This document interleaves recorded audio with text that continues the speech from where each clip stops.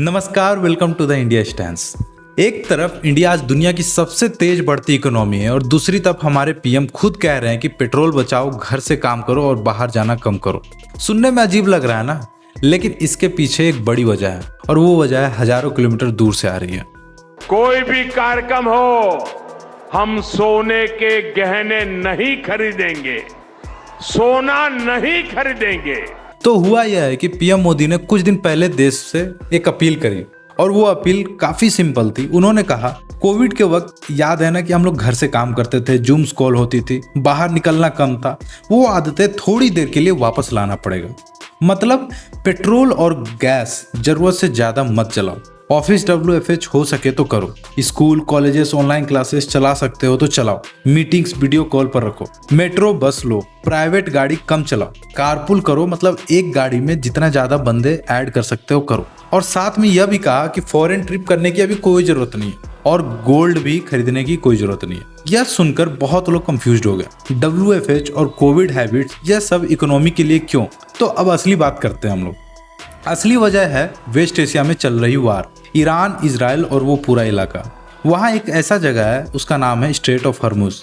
यह एक समुद्री रास्ता है, बहुत छोटा और नैरो है, लेकिन दुनिया का बहुत सारा तेल इसी रास्ते से ट्रेवल करता है। अब सोचो, अगर वहाँ वार बढ़ी तो तेल से जहाज रुक गए तो सप्लाई कम होगी, सप्लाई कम होगी तो क्रूड ऑयल का रेट बढ़ेगा और इंडिया बहुत ज्यादा तेल बाहर से खरीदता है। हम खुद उतना तेल नहीं निकालते हैं जितना हमें चाहिए। जैसे कि बाहर से तेल महंगा आया, पेट्रोल पंप पर रेट बढ़ेगा, पेट्रोल महंगा हुआ तो ट्रक चलाना महंगा हो जाएगा, ट्रक चलाना महंगा हुआ तो सब्जी, दूध, राशन सब कुछ महंगा हो जाएगा, क्योंकि यह सब ट्रक से ही आता है।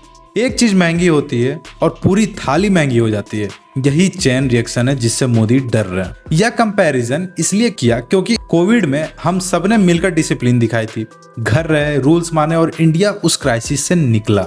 मोदी कह रहे हैं वैसे ही अगर हम अभी थोड़ा फ्यूल बचाएं, थोड़ा कम गाड़ी चलाएं और थोड़ा स्मार्ट तरीके से अगर काम करें तो अगर क्राइसिस बढ़ी भी तो इंडिया पर बहुत कम असर पड़ेगा।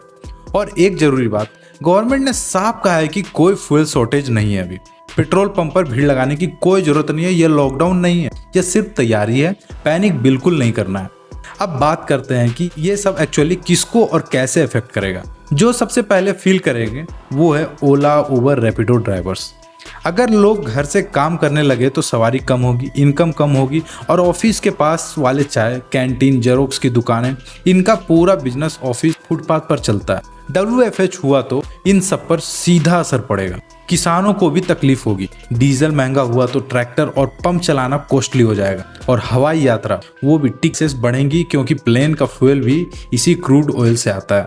लेकिन कुछ लोगों के लिए यह अच्छी भी है। EV लेने वाले स्मार्ट साबित होंगे। जब पेट्रोल महंगा होगा तो लोग इलेक्ट्रिक की तरफ जाते हैं। मेट्रो और रेलवे का यूज बढ़ेगा और इन्वायरमेंट को भी फायदा होगा, जैसे कम गाड़ियां मतलब साफ हवा।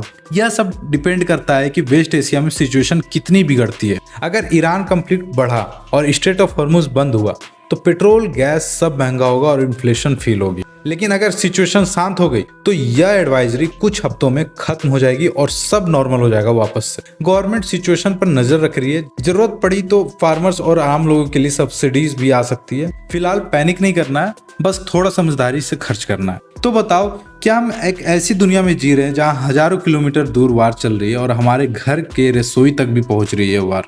कमेंट करो। इसी नोट के साथ है वीडियो का अंत। Thank you for listening and as I always say you, may God watch over you.